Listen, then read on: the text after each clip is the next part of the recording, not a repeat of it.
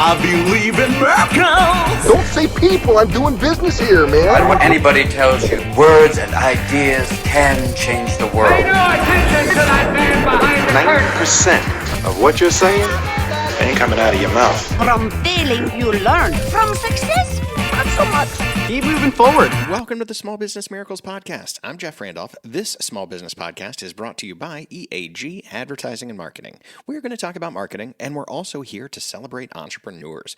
We have marketing news and advice that business owners can use to keep moving forward. This week, we sit down with Vicki Kulikoff. She's the Director of Small Business at the Greater Kansas City Chamber of Commerce.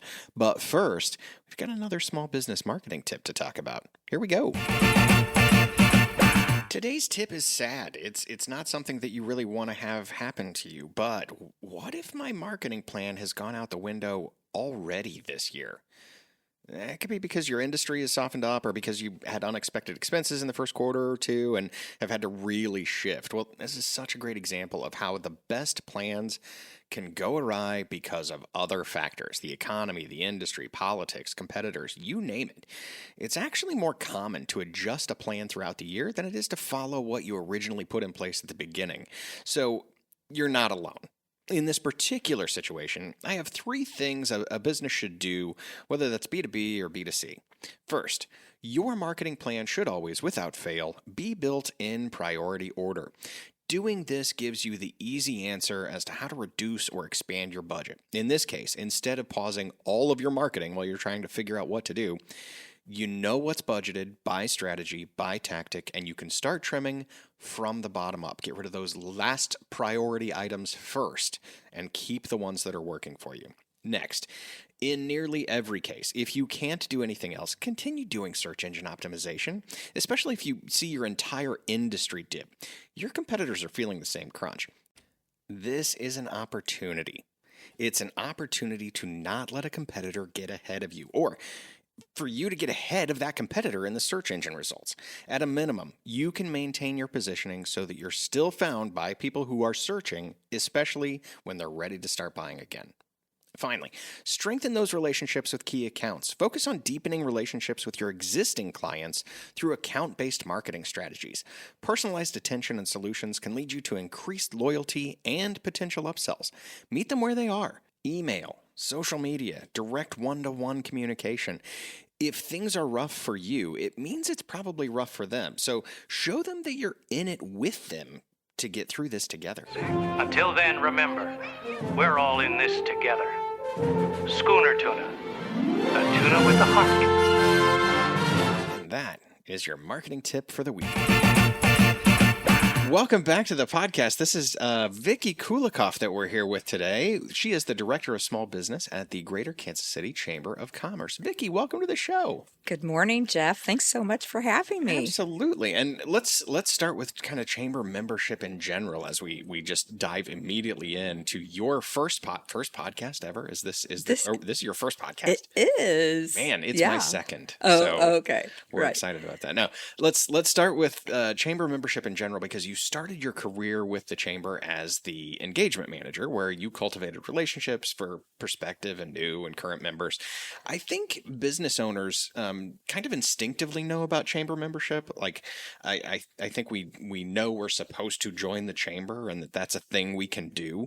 But I don't know that we always do a great job of knowing what you should get out of that chamber membership and how a company could really maximize their chamber membership. So talk a little bit about that. How does a company really get the most out of belonging? Well, Jeff, I think that's actually a great question. As the regional chamber, we have about 1,900 members, so it is a larger organization, but what that does is provide lots of opportunities for committee involvement, meetings, events, larger signature events like our annual dinner. So there is plenty of opportunity to find your niche at our chamber. I suggest to new members that just kind of jump in and try different events, whether it's our every other Friday neighborhood networking. A lot of folks love coming to that. They might find that they really love our public policy work, and so they may attend those meetings. So really just kind of get your feet wet, see what is meaningful and productive and what you like most, and then kind of whittle it down from there, because we I think at last count we have like about 440 events/meetings per year. So there's lots of opportunities. So if you stay connected to our calendar on our website and stay connected to our staff, we'll certainly make sure you find your way through the chamber. So a lot of folks, there are that group of members that they just believe wholeheartedly in being good civic This members. is what you should do. Right, that you should write the check. And so they may, some of them are fine not attending, but those, especially small businesses who really want to get good use out of the membership, coming to the events is key, and forming those relationships with the chamber staff and other members. Oh yeah, absolutely. Talk to you. Say, hey, here's what I'm hoping to get out of this, and you've seen this. You've had that conversation a million times with people. Of for you, if these are your goals, here's what I think you should do. That's right. That's right. And I would say to our chamber members, especially the smaller ones, like the smaller businesses or even the micro entrepreneurs, make sure you're connecting with chamber staff. Have one or two folks there at the chamber that you have a solid relationship with, that you can be your point person.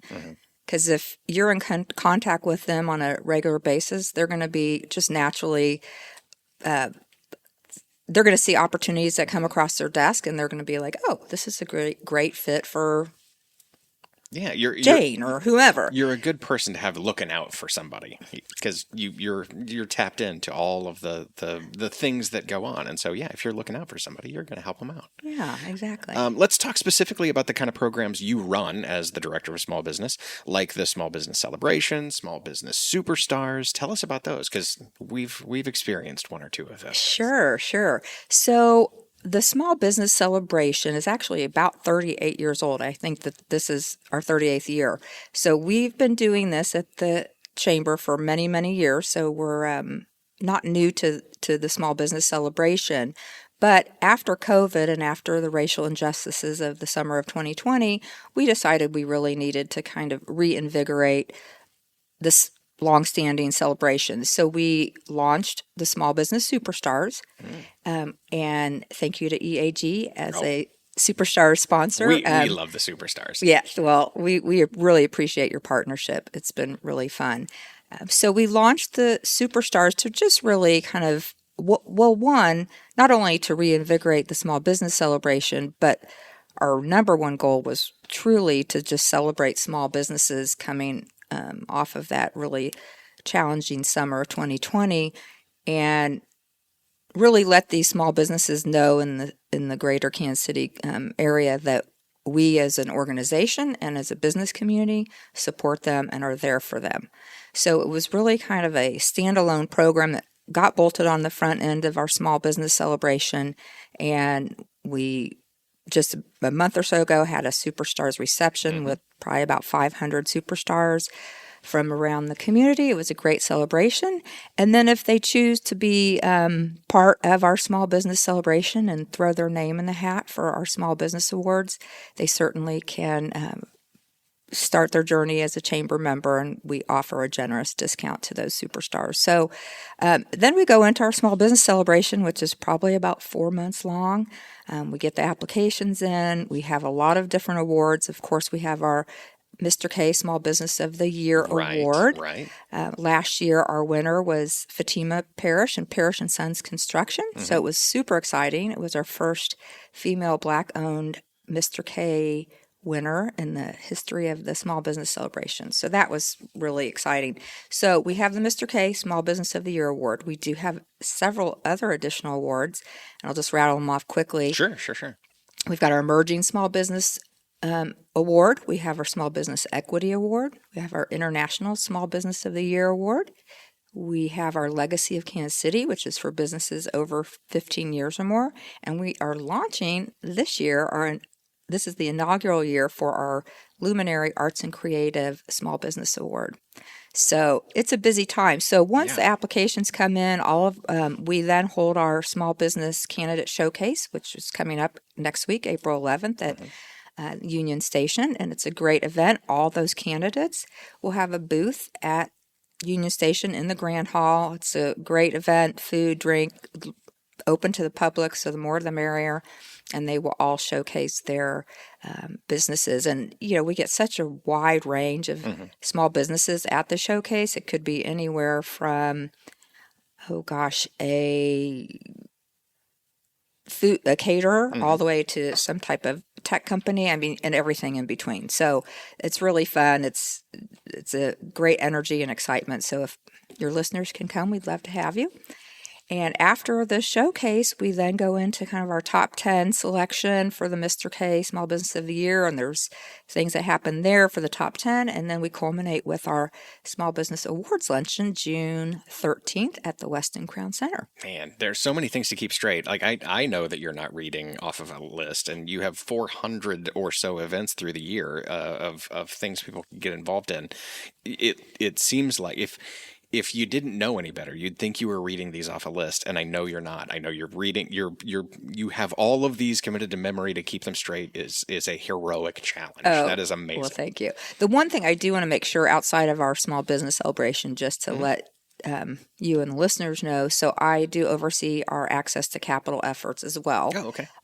So our public policy team, again, after the summer of 2020, launched a access to capital task force and began some programming meetings and committees centered around access to capital for diverse small business owners. And from that, there was several programs that were launched, including a very popular one, which is called our Lenders Forum.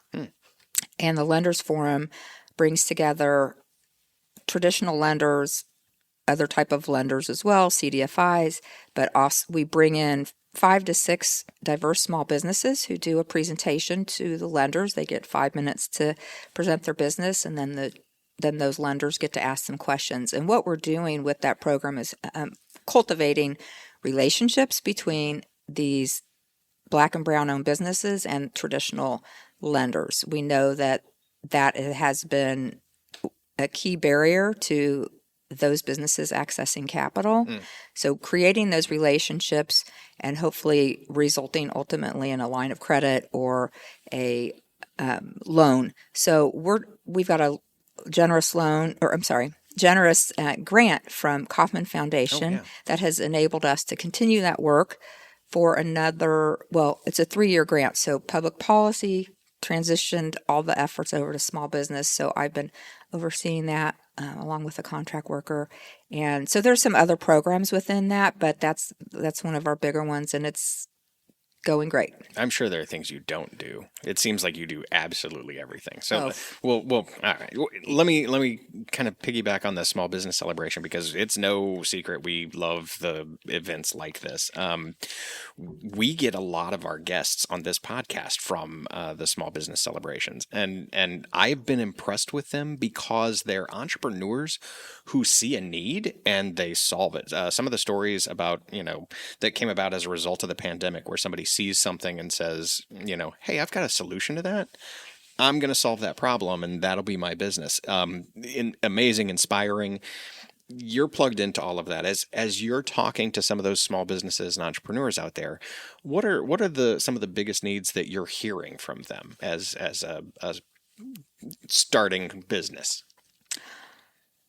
I would say, because I do work with a lot of Black and brown owned businesses and women owned businesses, that the access to capital is a real thing. An issue. Yeah. An issue for sure. So helping them navigate that space, I think is really hopefully helpful to them in starting their business. And the other thing with small businesses in general, I think they can get so super focused, of course, on the day-to-day and not getting out into the community. It's tough for them to find that time in their calendar. I appreciate that because a lot of those owners they're doing everything, right? Right. So I think one of the barriers for them is, one, finding the bandwidth and time to get out, but building those relationships in the larger business community and the networking and cultivation of those relationships is something that doesn't come naturally for a lot of them. Yeah. And so they need some support and encouragement, and hopefully, myself and the rest of the chamber is there to help them in those ways. This a good transition into the next question I have, because it's about energy and networking. Because you're right, I don't think it comes naturally to a lot of people. That there are introverts out there, there are ambiverts out there who are I can be on public for a while, but then I need to totally unplug and I need to recover from that. When a business owner is making connections in the community, there was a quote by Tom Lehrer way back in the day that was, life is like a sewer. You get out of it what you put into it. Or you could just say you get out of it what you put into it. Right. For a lot of business owners, I think there's an energy level or mindset that it takes to people all day, right? Yes. And you are out there. You have how many events per year? And these are big events, and some of them are just, networking events where the job is go in and say hi and meet people and see if there's a connection there, see if you can work together with somebody. When it comes to you and kind of, being on all day, does being on take a toll on you personally? And do you need a break at some point, or do you thrive on that and just, give me a room to walk into? Yeah, I think I definitely thrive on it. What I love about being a staff member at our chamber is that when I'm attending our events, it's easy to kind of fall into the hostess role. Mm-hmm. So it gives me a reason to be in that space. Now, if you put me in another room that's not a chamber event and it's a networking event, then it's a little bit harder, because it's like I really got to work to go up to this group of people, et cetera. Right. But I would say I probably am an ambivert. I thrive on the work that I'm doing, absolutely. And it's super fulfilling, and it gets me up every day. Being in the role of the small business director, it kind of takes my engagement and involvement with these small businesses at a whole other level, which I didn't necessarily get as much in the prior position at the chamber. Mm-hmm. I feel like, I am actually able to help these small business owners, and it may be in some small way, but I know I'm hopefully making an impact in their lives and in their business. So it's very energizing and meaningful work for me to do. So I thrive on our networking events and our general meetings and things that the chamber does. But I do need to recharge. So oftentimes in the evenings, there's lots of opportunities to go to more chamber events and more community events in the evening. And I have to be very selective, because I need that time to recharge, sitting on my couch and watching Real Housewives of Beverly Hills or Below Deck or something like that. Everyone needs that. I think even if you're the best extrovert ever, I think you do need that time to just go, okay, and I'm done peopling today. Absolutely. But if you're listening and you're an introvert and you find going to one of these networking kind of events just to be frightening in every way, I'm going to go back to some of the advice you gave at the top of the show on just get to know your chamber people and tell them what you're after, because if you see someone in your position, someone with a name tag on, you can ask for an introduction. Say, hey, I'm here to meet some people who do this. Do you see anyone here that you can introduce me to? That's absolutely correct, and I'm glad you brought that up, Jeff, because whether we make a introduction in person for somebody, or if it's an email introduction, I would say that is one of the biggest benefits of a chamber membership. You've got a team of 30 chamber staff that have a lot of connections in our community, and we're here to open doors for you and facilitate those introductions. So, coming to the events in person is great, but we can also do a lot behind the scenes on just those email introductions. So if you come to an event, a networking Friday on a Friday morning, this Friday will actually be at Chicken and Pickle, but this will be too late for that. Check your local listings for times. Yeah. So if I'm there, or whomever is there from the chamber, like Jeff said, catch us and say, hey, I really want to meet so-and-so, grab us. We'll take you right over there. And it could be after the event too. Hey, Vicky, I saw this person. I didn't get a chance to get their business card or meet with them. Can you connect me? And I am more than happy to do that. That's what we do. So that's really a huge intangible benefit of being part of the chamber. Yeah, there is real value to that. Absolutely real value. Yes, yes. All right. Vicky, I think you have done a great job in the top part of this show. It is now time to go into the lightning round. Are you ready for the lightning round? I don't know, Jeff. See, I know. This is we've talked about categories of questions we may ask to this point. From here on, you don't know what I'm going to ask. You have no advance warning. We're just going to dive in and see where it goes. This helps people get to know you, so that we can see what's going on. My heart's beating faster now. I'm excited. We'll start wiring people up with monitors so that we can see how this impacts them. We've had your son on the podcast as well, Sam Kulikov, who has been a pioneer in the esports world and doing some amazing things, multiple world championships, multiple titles. When you think about Sam, what would you say you're most proud of him for? Is it the esports work he's done, or did he win like a spelling bee in 5th grade that you still think about? I'm not going to pick one specific event or thing he won.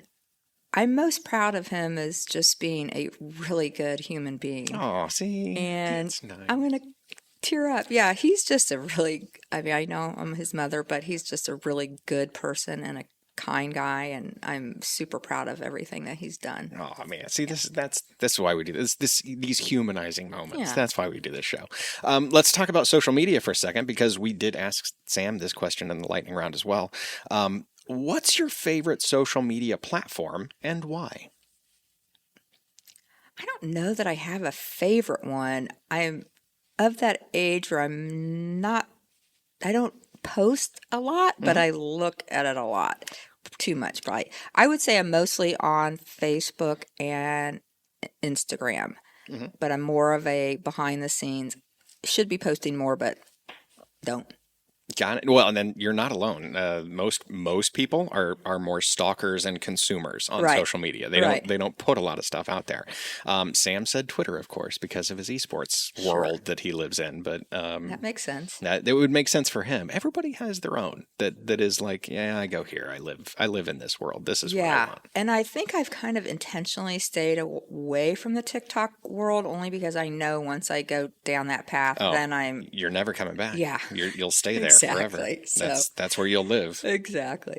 In retirement, maybe. When eventually you'll be like, all right, yeah, I got a few years. Let's see what this TikTok thing has to do. Right. Maybe by then there won't be one anymore. On your LinkedIn profile, I noticed that in your interests section, you have 3 people that you follow. One is a TED Talk presenter with 5 million followers. You follow a Gen Z influencer, and Snoop Dogg, CEO of Death Row Records.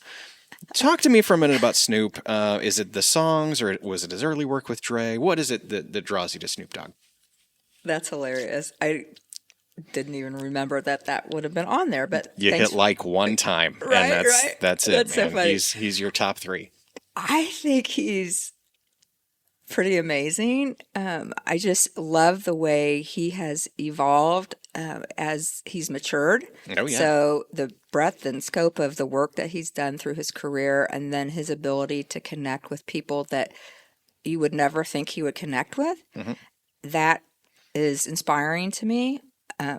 So I love that about him. I love, that he has that partnership with Martha Stewart. I don't really know what's going on with that anymore, but he's somebody that exudes charisma and energy, and people seem to like him a lot. Oh, yeah. So I just think he's a really interesting example of somebody who's able to connect with all kinds of people in the world.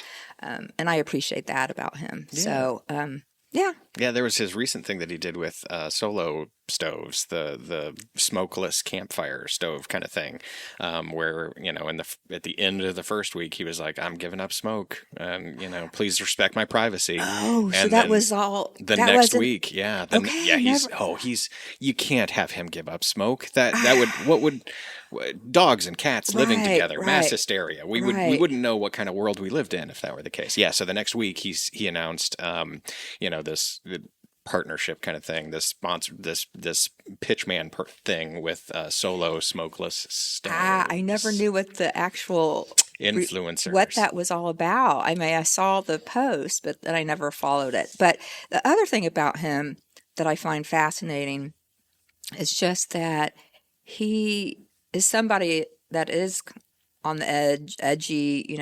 Obviously he's very. Everybody knows about his smoking and all of that, and that's who he is. And yet he's able to build those bridges with people who probably aren't doing those things that he's doing, but they still respect him for the human being that he is and the businessman that he is. So I really love seeing that he can build those bridges, and that there are, that you don't always have to have the same interests in life to be able to connect with people. Yeah. And I love that about him. So there's a lot of, he's really, an interesting person to follow. It's a good discussion on Snoop Dogg. Anytime we can do that. Yeah, absolutely. I'm gonna give you the power to change the world in this last question of the lightning round. Give you the power to change the world, to make it a better place. How would you do that? Would you change something about the way that people act, or a thing, or introducing something new? How do you change the world to make it a better place? Wow. Whew. You've never had this much power before, but now that you do. That's hard.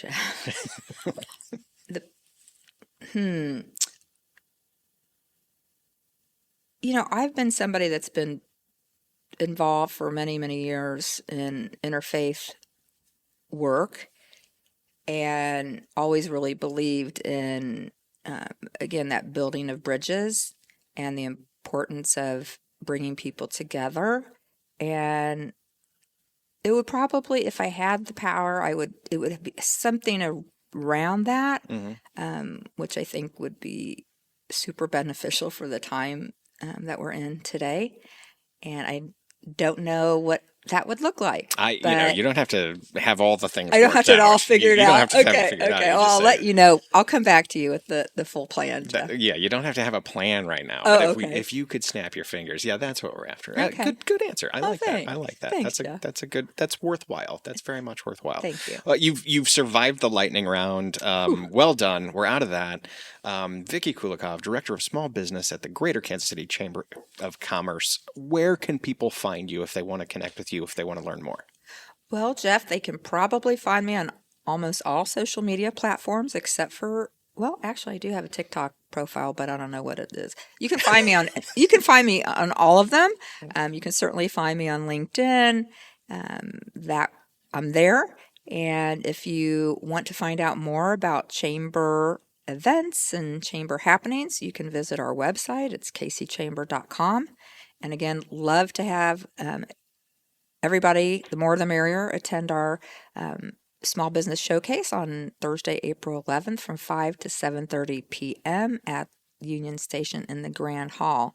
So go to our website. You should find the link to register there. If not, hit me up on LinkedIn and I'll get you in. Yeah, and no matter when you listen to this, go to the website and check out what the calendar of events is, and look up Vicki and make sure she can introduce you around to somebody, because I promise you, it'll be worth it. Vicki, thanks for being on the show. Jeff, thank you so much. I really appreciate the opportunity. And that is our show. Thanks to our guest, Vicki Kulikov, and thank you for listening to the Small Business Miracles podcast. Remember to subscribe, leave us a 5-star rating and review, drop us a line on the website at eagadv.com if you have any thoughts. Until then, we'll be out here helping entrepreneurs with another Small Business Miracle.